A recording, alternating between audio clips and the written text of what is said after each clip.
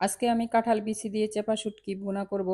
তো এই জন্য নিয়ে নিচ্ছি কাঁঠাল বিচি। কাঁঠাল বিচি দিয়ে চেপা শুটকি ভুনাটা কিন্তু অনেক মজা লাগে। তো আগে কখনো খাইতাম না, তো একদিন বানিয়ে দেখি আসলেই অনেক মজা লাগে। এই জন্য আজকে তোমাদের সাথে শেয়ার করতেছি। তো এখানে দেখতে পাচ্ছ কতগুলো কাঁঠাল বিচি নিয়েছি। এবার আমি পরিষ্কার করে নেব কাঁঠাল বিচিগুলো। তো কাঁঠাল বিচি পরিষ্কার করে নেওয়া হয়ে গেছে। এখানে নিয়েছি রসুন কুচি, পেঁয়াজ কুচি, তারপরে শীতল শুটকি, কাঁচামরিচ ফালি, পরিমাণ মতো গুঁড়া মশলা।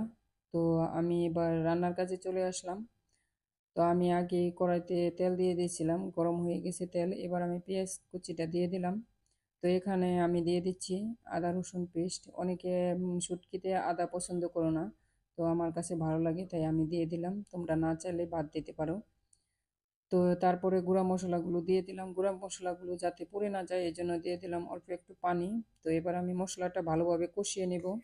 তো মশলা কষানো যত ভালো হবে রান্নার স্বাদটা কিন্তু ততটাই বেড়ে যাবে। তো মশলার ভিতরে দিয়ে দিলাম শীতল শুটকি। শীতল শুটকি দিয়ে আমি একটু ঢেকে দিলাম, তো পারফেক্টলি কষানোর জন্য।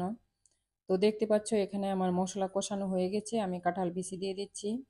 তো কাঁঠাল বিচি দিয়ে আমি একটু উল্টে পাল্টে নেড়ে চেড়ে দিচ্ছি, যাতে মশলাটা মিক্স হয়ে যায় কাঁঠাল বিচির ভিতরে। তো কাঁঠাল বিচিটা ভালোভাবে নেড়ে চেড়ে দেওয়া হয়ে গেলে এবার আমি কিছু রসুন কুচি দিয়ে দিচ্ছি। রসুন কুচি দিয়েও একটু আবারও নেড়ে চেড়ে দিচ্ছি। তো এবার আমি ঢেকে দিলাম সিদ্ধ হওয়া পর্যন্ত। তো দেখতে পাচ্ছ কাঁঠাল বিচিটা একটু কষানো হয়ে গেছে। এবার আমি এখানে কয়েকটা কাঁচামরিচ ফালি দিয়ে দিলাম।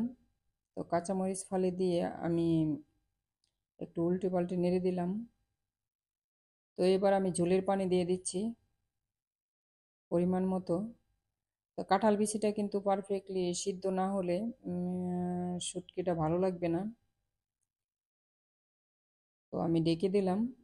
তো দেখতে পাচ্ছ আমার রান্না প্রায় কমপ্লিট। তো ভিডিওটি ভালো লাগলে অবশ্যই লাইক কমেন্ট শেয়ার এবং সাবস্ক্রাইব করে পাশে থেকো। আল্লাহ হাফেজ।